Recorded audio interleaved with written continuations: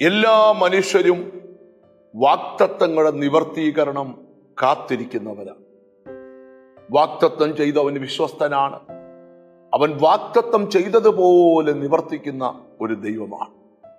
ഉൽപ്പത്തി പുസ്തകത്തിൽ 21-ാം അധ്യായത്തിൽ സാറയോട് ബന്ധപ്പെട്ട് എഴുതിയിരിക്കുന്ന ഒരു വചനമാണ് ഇന്ന് ധ്യാനിക്കാൻ പോകുന്നത്.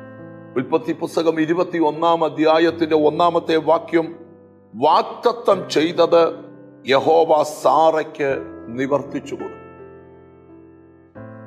ഈ വചനം നമ്മൾ പഠിക്കുമ്പം വാഗ്ദത്തം ചെയ്യുക മാത്രമല്ല, ആ വാഗ്ദത്തങ്ങൾ ദൈവം നിവർത്തിച്ചു തരുന്ന ദൈവമാണ്. ഇന്ന് രാവിലെ പ്രാർത്ഥിക്കുമ്പോൾ എൻ്റെ ഉള്ളിൽ ദൈവം തന്ന ബോധ്യം, ഇതൊരു വാഗ്ദത്ത നിവർത്തിയുടെ ദിവസമാണ്. വേദപുസ്തകം തുറന്നപ്പോൾ നിനക്ക് ലഭിച്ച വാഗ്ദത്തം, പ്രാർത്ഥനാ മുറിയിൽ നീ കേട്ട വാഗ്ദത്തം, നിറവേറാൻ ഒരു സാധ്യതയും ഇല്ലാത്ത വാഗ്ദത്തങ്ങൾ ഈ ദിവസങ്ങളിൽ ദൈവം നിന്റെ കുടുംബത്തിൽ നിവർത്തിച്ചു തരാൻ പോകുകയാണ്. ആ വാക്യം മുഴുവൻ ഞാൻ വായിച്ചു കേൾപ്പിക്കാം. അനന്തരം യഹോവ താൻ അരുളി ചെയ്തതുപോലെ സാറയെ സന്ദർശിച്ചു. അബ്രഹാമിനോട് വാഗ്ദത്തം ദൈവം കൊടുത്തു. ആകാശത്തിലെ നക്ഷത്രങ്ങൾ പോലെ, കടൽക്കരയിലെ മണൽത്തരികളെ പോലെ നിനക്ക് പിള്ളേരെ തരാം. വാഗ്ദത്തം നിലനിൽക്കെ വാഗ്ദത്തം വെളിപ്പെടുവാൻ തടസ്സം ധാരാളം ഉണ്ടെന്ന് വേദപുസ്തകം നമ്മളെ പഠിപ്പിക്കുന്നു. റോമർക്ക് എഴുതിയ ലേഖനത്തിൽ പൗലോസ് വെളിപ്പെടുത്തുക, തന്റെ ശരീരത്തിന്റെ നിർജീവത്വം ഗ്രഹിച്ചിട്ടും, സാറയുടെ ഗർഭപാത്രത്തിന് നിർജീവത്വം ഗ്രഹിച്ചിട്ടും അബ്രഹാം വിശ്വാസത്തിൽ ക്ഷീണിച്ചില്ല.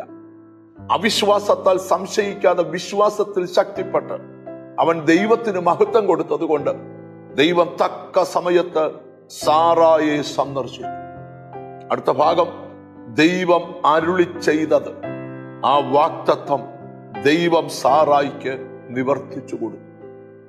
എന്താണ് ഇന്ന് രാവിലത്തെ മെസ്സേജ്? ഒരു പ്രതീക്ഷയുമില്ലാത്ത മേഖലകളിൽ ദൈവം ചില വാഗ്ദത്ത നിവർത്തി നിങ്ങൾക്ക് തരാൻ പോവാം.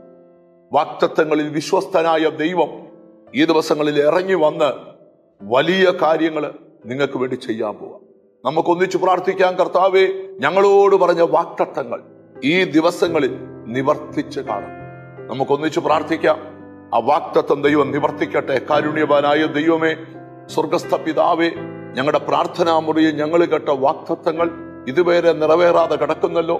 ആ വാഗ്ദത്തങ്ങൾ പലതും ഈ ദിവസങ്ങളിൽ കൺമുമ്പിൽ ദൈവം സന്ദർശിച്ച് നിവർത്തിച്ചു തരുന്നുണ്ട്. സ്തോത്രം. എന്നോട് ചേർന്ന് പ്രാർത്ഥിക്കുന്ന മക്കളെ നിന്റെ നാമം ചൊല്ലി പിതാവിന്റെയും പുത്രന്റെയും പരിശുദ്ധാത്മാവിന്റെ നാമത്തിൽ അനുഗ്രഹിച്ചു പ്രാർത്ഥിക്കുന്നു. ഇവർ അനുഗ്രഹിക്കപ്പെടട്ടെ, യേശു ക്രിസ്തുവിൻ നാമത്തിൽ തന്നെ. ആമേൻ. വാഗ്ദത്തം ചെയ്തവൻ നിവർത്തിച്ചു തരും. ആ ദൈവത്തെ മുറുകെ പിടിക്കാം. God bless you.